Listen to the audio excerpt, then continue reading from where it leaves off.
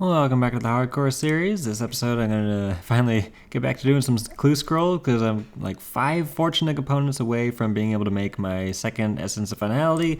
I've got plenty of Reaper points, like 1,500, and I just don't have the fortunate components to make them, or I should also get 50 more fortunate components to get repairs for the Essence of Finalities, because like this one's at like 32% from all that nexing, so I should probably get a alchemical hydrix to grind up into 10 dust, so I'll have repairs for those things. But yeah, let's get on to getting some clue scrolls done. I got 25 hards, 33 elites I've been stacking up, 12 masters.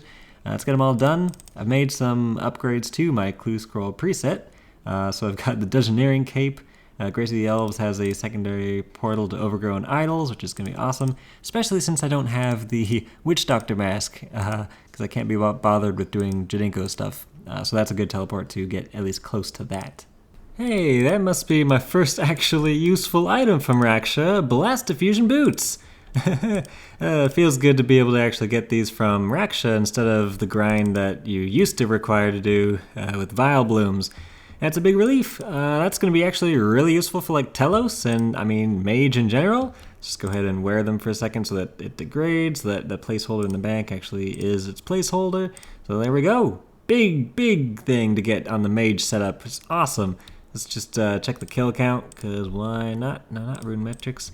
Raksha used to be at the very top of that, but now you got to scroll up a little bit. 212 kill count, and I finally got a second boot type, so just one type of boots left, and the thing I've been going for this whole time. But awesome, I'll take some Blast Diffusion boots. OBS forgot my microphone existed again, but got a second pair of Blast Diffusion boots, just a few kills after the first pair, so of course just getting more duplicate boots, which is just kind of useless for me. But then now I'm starting to work on doing the Arc while I'm AFK working from home, because there are a few unlocks from the Arc that are pretty useful. Primarily the Bone Crusher upgrade, so that you can collect bones automatically without having to pick them up off the ground, which is super useful for doing the Wyvern Bone grind for high-level Herblore for extreme prayer potions, which I'm thinking I might want to do on this account at some point. But on this one, I just might as well. I'm running out of things to AFK while working from home, so the Arc is extremely AFK, and there are some really useful unlocks from it. I got fireworks again while I get a drop at the same time. Torva Gloves! This is something I've had for a long time on the log, but I mean, since the first kill, really. But yeah, that's 1 out of 7 essences I need for the Masterwork Spear of Annihilation, so cool, progress. Okay, after grinding out a ton of Taijutsu from going to a bunch of Uncharted Isles, I've got enough to buy the Bone Crusher upgrade. So there we go, it's like the only useful thing from this entire Arc area. I mean, I guess there's the Hunter outfit, but other than that, it's all garbage. But yeah, that should be amazing for if I ever get around to doing the Wyvern grind for high-level Herblore.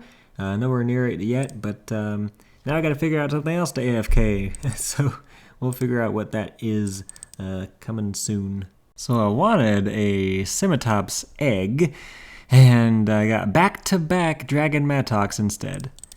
Come on, man. Like, I already have one Scimitops egg from, I don't know if it was from a gamble or if it was from actually getting it, but I could use a breeding pair of those. I actually have the farming level to breed them, and Spark Chitin is going to be essential for high-level Herblore training.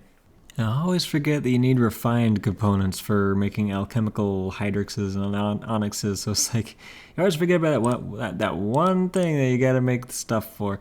But this should be a alchemical hydrix, and I'm not making another Essence of Finality, but I am crushing it up, because my Essence of Finality with the Dark Bow is almost broken. So I gotta craft this into 10 alchemical hydrix dust, which should last me a good long time if I just, I mean, it's 50% recharge per piece of dust. So this is already down to like 21% because I use it at Nex, Raksha, and like everything that's really high level PvM. So there we go, back up to 71%. So yeah, I'm glad I had the fortunate components and everything to do that. I should probably work on getting more fortunate components though, because I am down to 17, so I'm going to need some more to make a second Essence of Finality. Wait, do I have a second Essence of Finality? I forget. No, not on this account. I got like way more than enough Reaper points to make the second Essence of Finality, but Fortunate Components are lagging behind, so that's something fun to do, I guess, do some hard clue scrolls and stuff. But yeah, it's really nice to have repairs for Essence of Finalities. Gambled a dinosaur egg and got another arcane apterosaur, so hopefully, if it's a female, I'll have a breeding pair of these. It is a female! Awesome! So that's going to be nice for farming XP, I guess. Like, this is my first actual breeding pair of any big dinosaurs, so it's going to be really nice. Would have preferred the Scimitops, but that'll come in time, I guess. I got another Dragon Mattock, though. Just 3 Dragon Mattocks in, like, 2, like, runs of doing Scimitopses and no egg, but oh well, I gotta bring a pair of some dinosaurs, so that'll be good for farming XP. Alright, so it's the May 24th update, which means the wishes happened. So the obvious choice for me in the hardcore was some ancient weapon gizmos. So let's go ahead and go for Chroming 4 Equilibrium 2. That's something I'll need as soon as I get Greater Ricochet. I'll really want that Chroming 4. So let's go for... that's lame. That is lame. That's lame. 2 more chances. 1 more chance. There we go. Chroming 4 Equilibrium 2. Awesome. That's good to get out of the way. So I don't have to go to Greg. Like, I didn't care so much about Aftershock 4 Equilibrium 2 because I already have one of those gizmos and an Aftershock Equilibrium 1 as a backup. I just really didn't want to go back to Greg for Aftershock. For Chroming 4 Equilibrium 2. So it kind of sucks that it failed that 4 times in a row there, because I could have gone for another Aftershock 4 Equilibrium 2, but I'm happy I got at least one, because that was a huge pain to go like 7 or 8 dry on Pub Stomp for that. I used up like all of my Greg drops from 2,000 kills to get one gizmo, which sucked, but good to get this one out of the way. Well, here's something I can AFK while working from home, or it's kind of semi-AFK. Like, I don't have Aggression Potion, so this is not ideal, but with Chroming 4 on the Staff of Light, like, I can semi-AFK these, because, like, Chroming 4 with Chain is sort of like a budget Aggression Potion here at the Turoths. And why kill Turoths? Well, you can see I get a ton of Limpwort Roots and Snapegrass, which will be useful for Herblore, and then, of course, the Herblore Seeds, most importantly, Cadentines, because those are like impossible to get a good supply of without like camping Solak for a million kills. So yeah, getting a ton of herb seeds and Herblore and I guess farming XP. You get a ton from Seedicide. Like I've already gotten like 400k farming XP just today from camping Turoths. Like, this is from like a half of a day of working from home so far, and like I can get a ton of hard clue scrolls, which I can do like once I'm off work. I'll just go actually do the hard clue scrolls I get from AFKing, and that'll be a good supply of fortunate components. So yeah, I think I'll start AFKing Turoths for a lot of these. Oh yeah, you got to mention the scavenging 4, which will get a ton of components, perhaps even some Illajankin components if I'm lucky. So yeah, really nice thing to do while AFK. And just gonna claim this daily challenge, which should get me to 106 farming. Been getting a ton of farming XP from just camping Turoths every day while working from home. It's actually like one of the best ways to train farming, like where you don't have to wait for things to grow. You just camp Turoths with Seedicide, you get like over 100k farming XP per hour, semi-AFK, even without aggression potions. So that has been going well. 106 farming is a big level because I can see if I get a breeding pair of my Bagretta Rexes. So I'll just finish this herb run and then see if I'm lucky. Oh, something else to mention while doing Turoths is the scavenging gains. I'm getting just a ton of components and even had some pretty nice rare procs. Like I got 2 Armadillo component procs, which is amazing for like precise stuff, and I got 4 rumbling components, which are going to be good for making alchemical Hydrixes in the future. They got like 2 procs of Saren components, which are used to get Wise 4, I think. So yeah, no Illajankin components or shadow components from Turoths quite yet, but if I keep doing this like all the way to high level farming levels, like I'm probably going to get a couple of those, and that's going to be helpful for making them perks. But let's go ahead and attempt to get a breeding pair of Bagretta Rexes out of these 3 unchecked eggs. Come on. Let's see. So that is a female, so I need a male. Is this going to be a male? It's going to be a male. First two. Nice. And the third one is just a bonus, another female. So I'll just throw those into the, I guess the breeding pen and the Anachronia ranch at a time. And that's going to be amazing for vulnerability bombs. Like, that's the reason to get dinosaur roars in an Ironman. You actually can make vulnerability bombs, which are going to be really nice for... the Anachronia breeding pen has made a healthy child. There's like 2 adolescent apterosaurs in there, or arcane apterosaurs. So that's lucky, I guess. I'll move these to the non-breeding pen because I'm way more desperate for dinosaur roars than I am with beak snot. So yeah, awesome. I can actually start producing some dinosaur roars. Oh, and after doing a farming contract for Pauline, I should have enough livid farm points to unlock borrowed power. So let's just go ahead and learn group teleport to Trollheim for whatever reason that's useful.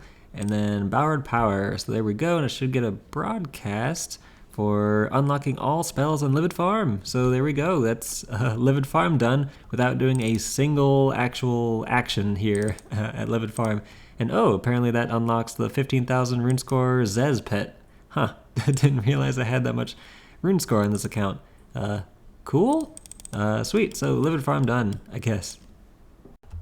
And these should be the last of the many prayer potions I was able to make from all the Ranars and snape grasses I've had in the bank forever. I think the Ranars I got from the Vire grind have had like 5,000 Ranars in the bank, and let's see the stack here, 5,663 prayer potion 3s, which are going to need a ton of wyvern bones to grind up and turn into super prayer potions to have ready for a ton of extreme prayer potions, which will get me a ton of Herblore XP and be good for, I guess, the Blessed Flask that I might want to get on this account at some point. It's like a dumb thing to go for, but it gives you a ton of Herblore XP just to get prepared for having it with the extreme prayer potions if I get enough Spark Chitin for them.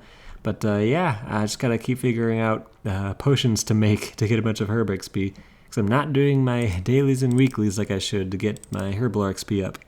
Well, hey, first next drop in a while, Torva Gloves. Not particularly useful. Well, do I have... No, I don't have friggin', whatchamacallit, Cinderbanes yet, so I guess this is gonna basically be my best in slot Mage Gloves for now. Not great, but an improvement over Subjugation, I guess. And I think this is where I'm going to call this an episode. Just a lot of random progress this episode. It's taken a lot longer to get out this episode than usual since real life stuff is really picking up. The wedding is this month, so got a lot to do. But anyway, I'm just going to claim my alchemy machine for 108 million from all those onyx bolts and Raksha alkables and all that stuff. To first time on this account, I'm over 100 mil coins, or way over 100 mil, 172 mil coins on this account now. So that's amazing, and I'll probably keep getting a bunch more cash from all this Nex and stuff. I want to get my Masterwork Spear of Annihilation completed so I can start doing Corp.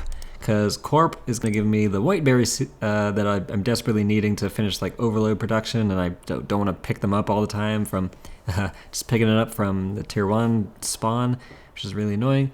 But yeah, Herblore is still going good, making just a ton of Herblore supplies and stuff like that.